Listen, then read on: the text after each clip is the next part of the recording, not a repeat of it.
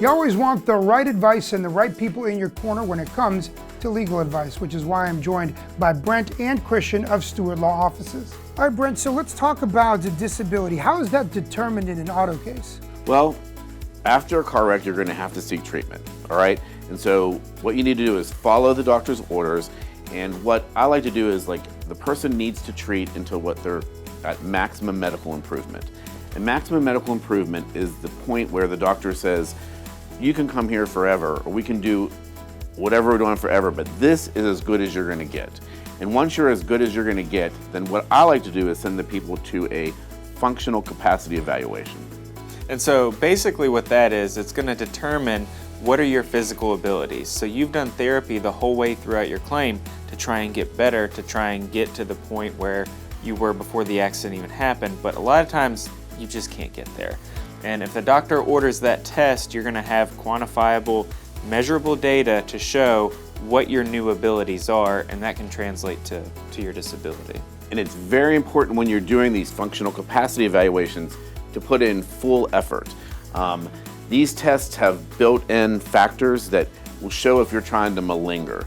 So if you go in and they're like, lift these weights, and you're like that, but you're not putting in full effort, they're going to tell that, and they're going to say that you're trying to do this for secondary gain. Secondary gain means you're trying to do it to get money from the insurance.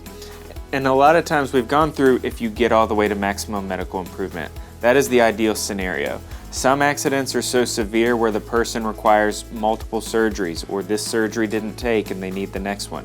So it's important to make sure that you get all of the information from the doctor, you get it to your lawyer, so if they need to get another evaluation to try and project the future outcomes or project future disability, then they're able to do so.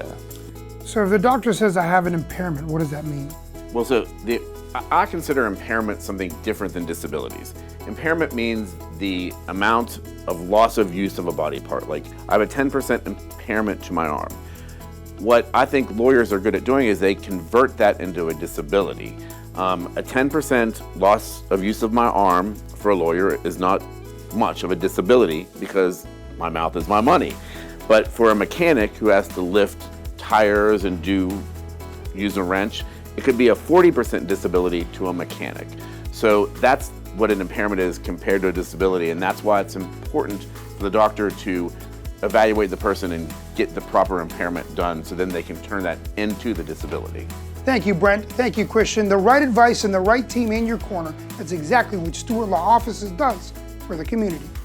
This segment of QC Life was sponsored by Stewart Law Offices.